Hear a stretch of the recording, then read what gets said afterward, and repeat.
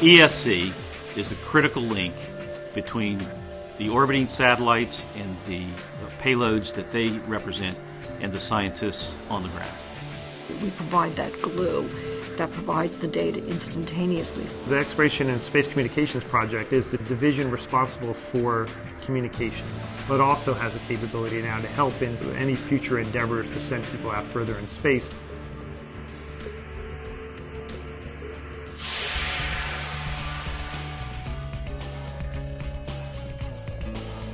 The Space Network provides communication for orbiting satellites that are in low Earth orbit, and they include the space station, the space shuttle, Hubble Space Telescope, and a number of other environmental satellites as well as astrophysics satellites that are looking out at the stars. Their data is transmitted through our satellite to our ground system at White Sands, and then from there White Sands has ways to communicate to the user control center for that system wherever they are. So they provide constant coverage so that whether it's a crewman on the space station that needs to talk to the ground or it's the Hubble Space Telescope that needs to send down a beautiful picture of a nebula, they can get that data to the ground. That comes through the Space Network.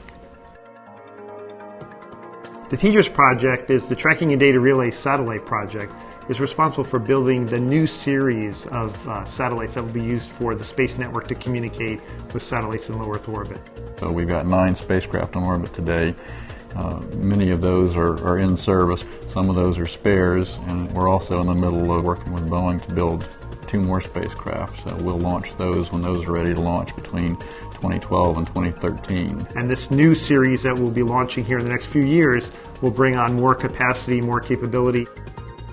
The ground network does communications and tracking with the ground network satellites.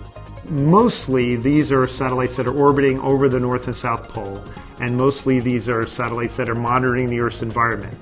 If you have the onboard storage such that you can collect all your science data through your orbit, and you come over a ground station and you just send it all down to the ground in one pass.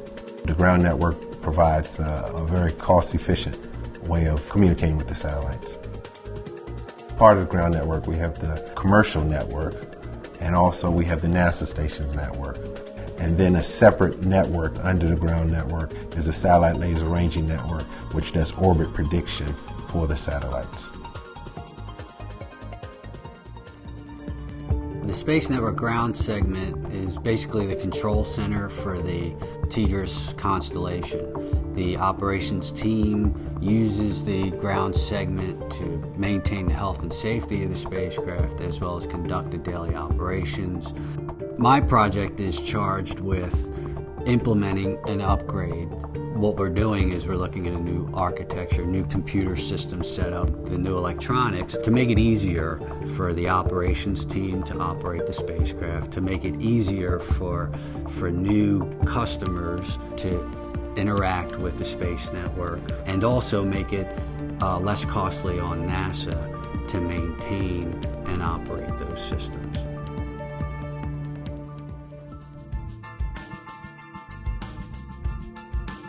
The Express Logistics Carrier is a large platform. They fit 2 in the cargo bay of the shuttle to take up spare hardware and science experiments to space station. We know that the shuttle program is going to stop.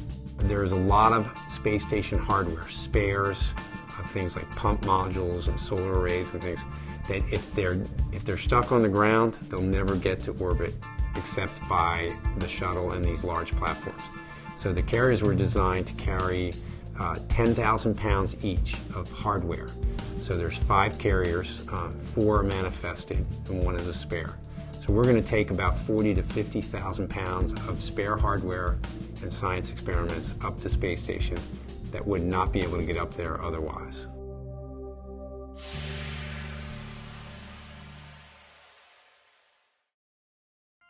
The Network's Integration Management Office is our customer touch point.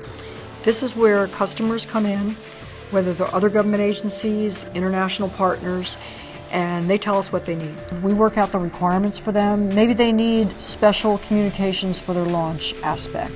Maybe they need, once they get on orbit, they need some special downlink data to do some quick analysis. So we get requirements from them. We put together what we would have would be our support to their particular needs, and we provide that support. We have a very robust office to provide whatever communications support they need, and it can be done around the clock and on a moment's notice. When it comes to the Exploration and Space Communications Group, the bottom line for us is advanced communications for mission success.